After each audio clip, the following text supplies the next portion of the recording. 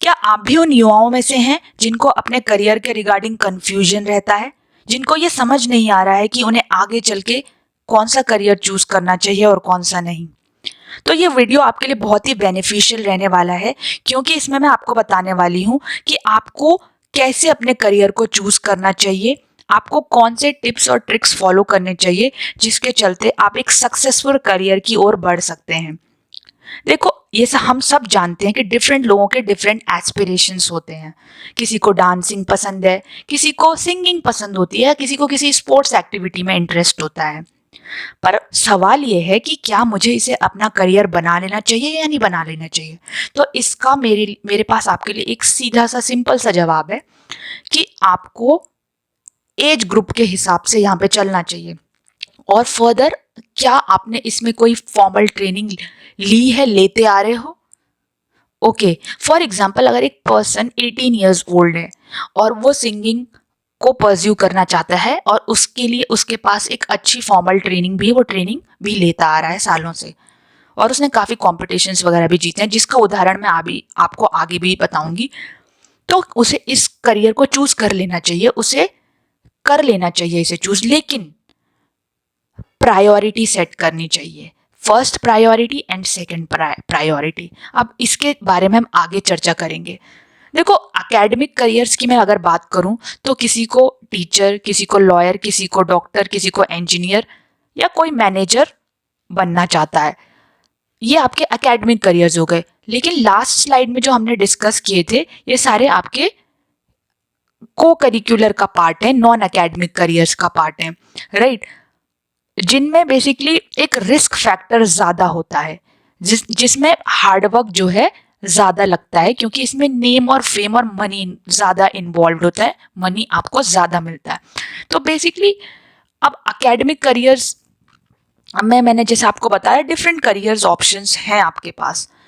अब for example, एक person है, ओके, अब Sapna is 19 years old and has been training in the same for the last 7 years. She has even won many competitions. Okay. अब सपना एक लड़की है जिसने काफी सारे कॉम्पिटिशन्स भी जीते हुए हैं, वो 7 सालों से पिछले ट्रेनिंग भी ले रही है और शी इज 19 ईयर्स ओल्ड। अब वो इसमें अपना करियर बनाना चाहती है और उसे बनाना चाहिए, क्योंकि उसके पास एक फॉर्मल ट्रेनिंग है और एज फैक्टर जो उसके साइड है। She wants to make a career in singing और उसको लेकिन सब अब उसे क्या है कि अगर मान लो वो इसमें नेम और फेम नहीं बना पाई, मनी उतना अर्न नहीं कर पाई इस करियर में, इस फील्ड में, तो बेसिकली वो एक ग्रेजुएशन डिग्री, एटलीस्ट एक ग्रेजुएट डिग्री अपने साथ रखना चाहती है, एलिजिबल होना चाहती है, ताकि वो एक अपना अर्न कर सके livelihood in case she is not able to get success in singing. तो यहाँ पे हमने क्या समझा, उसने अपनी प्रायोरिटी को तो सिंगिंग रखा, करियर उसी में वो बनाना चाहती, लेकिन उसने अपने पास एक सेकंड ऑप्शन भी रखा। तो यहाँ पे हमको क्या सीख मिलती है कि हमें एकेडमिक और नॉन एकेडमिक प्रायोरिटीज दोनों को सेट करना होगा। ऐसा नहीं हो सकता है कि हम नॉन एकेडमिक को फॉलो करते करते एकेडमिक प्रायोरिटीज को भूल जाएं, राइट? अब अनदर सिनेरियो देख लेते हैं। Ayush is also a 19 year old boy who likes dancing but wants to make a career in academics only. देखो, आयुष एक 19 ईयर्स बॉय है जो कि जिसे डांस करना पसंद है, लेकिन वो डांस करता है बस शौक के लिए, उसे उस पर करियर नहीं बनाना है, उसे अकेडमिक्स में ही करियर बनाना है। प्रिसाइसली वो डिजिटल मार्केटिंग एक्सपर्ट बनना चाहता है। अब वो सवाल ये है कि फिर वो डांसिंग में पार्टिसिपेट कर क्यों रहा है?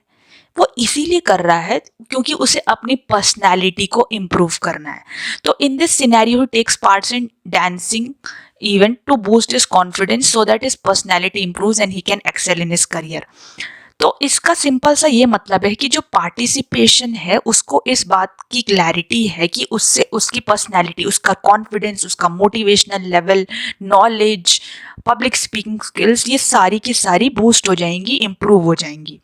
ओके, और ये चीज़ उसको आगे काम आएगी। इंटरव्यूज़ की बात कर लें या फिर प्रेजेंटेशंस जो उसे देनी होंगी अपने जॉब के दौरान, है ना? तो बहुत सारी चीज़ें जिसमें वो आगे चल के ये सारी चीज़ें, he can also become a good debater, right. So इसीलिए वो इन चीज़ों में पार्टिसिपेट कर रहा है।